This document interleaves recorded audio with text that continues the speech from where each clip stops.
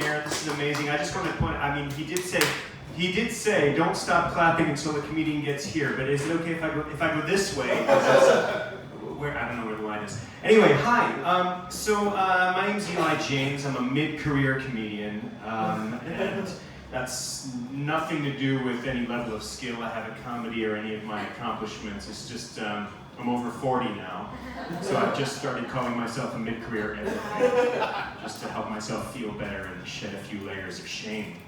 It helps actually. Like I've never gotten past the beginning part of any career I've pursued, but I feel like, all right, I've reached the middle of life, so maybe I'll just say I'm a mid-career comedian and let the sort of graying temples fill in the gaps in that line.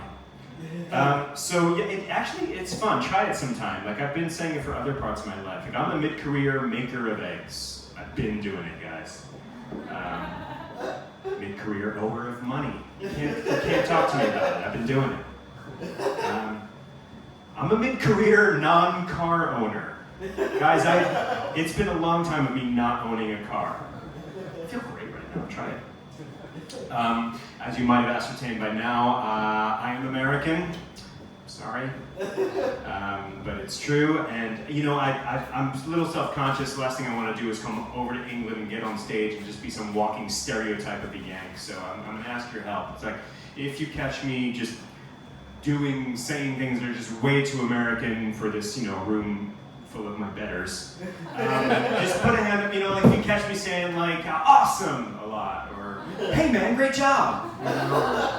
Or just like if it looks like I'm about to buy a whole bunch of automatic weapons at a gun show, you can just put up a hand and be like, hey, Eli, you seem like a smashing bloke. But you know what? You're bringing a lot of sort of raw emotional hot dog and fries energy right now to this gig, and we're a little more slow-cooked Sunday roast. That's what we're comfortable with. We're English, so if you could just tamp down your stars and stripes just a skosh, we'd appreciate it. Here's a tip for you, Eli. Maybe try starting and ending each sentence with, if that's all right. Halfway there, you're good to go, say it. It's fine. Life is hard, but I've noticed, I'm here, I'm a stranger in a strange land. I'm not, it's been tough. I moved over here for a relationship. That relationship ended. I'm not sure what I'm doing with my life, but one thing that's sort of been keeping me going, keeping my spirits up, is just observing the animal kingdom around me.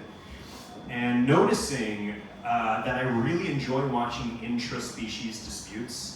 Like the same species of duck just having to go at each other really warms my heart, actually. Like two mallards just being like, I don't like you! It just reminds me that we're not the only species on Earth that just can't stand each other. Usually for no good reason. It's like these two ducks, we look the same, we quack the same, we like the same stuff, we eat the same food, but it's just like, I don't like you! It's you! I like this mallard, I don't like you! You! What did I do? I didn't do anything. I know! But you did though, you brought a vibe. You brought a vibe I don't like. I don't like your energy, just go! You guys help me get rid of this guy. And we do that, and the best species to watch have an interspecies argument is dogs. Dogs get angry, but they do not hold on to their anger for a minute. It's amazing. I wish I could feel what dogs feel after a dog screaming match, which is absolutely nothing. They feel nothing, because they will go at each other. Two dogs being walked by their owners, something sets them off, and they're just like, shut up, I hate you, I don't like you, get out! And then eventually the owners pull them away, and it's just like nothing happened. Gonna sniff this thing over here like this time. And I'm just like, they are not emotionally impacted at all. There's no sense of like the dog stopping its owner after the argument, be like, hey, can we stop for a minute?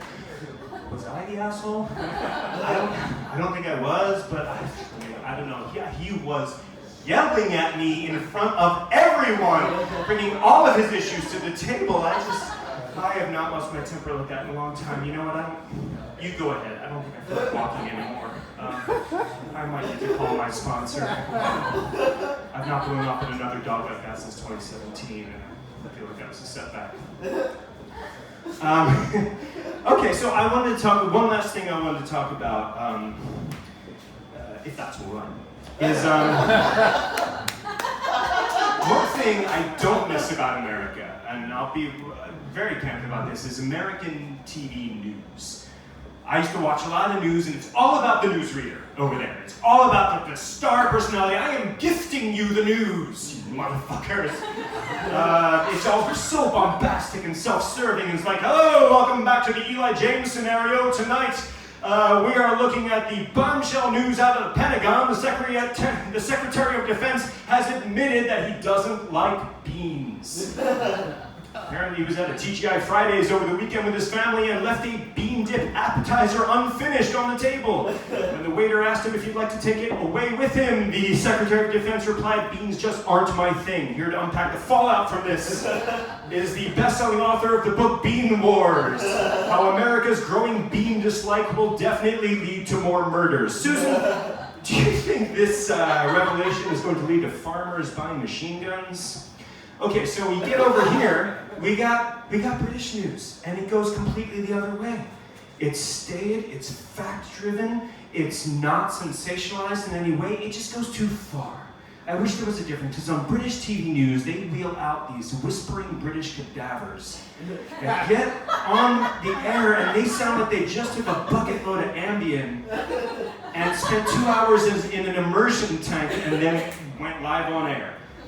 It's like you got, hello, welcome to BBC News, this is Eli James, here are the latest headlines.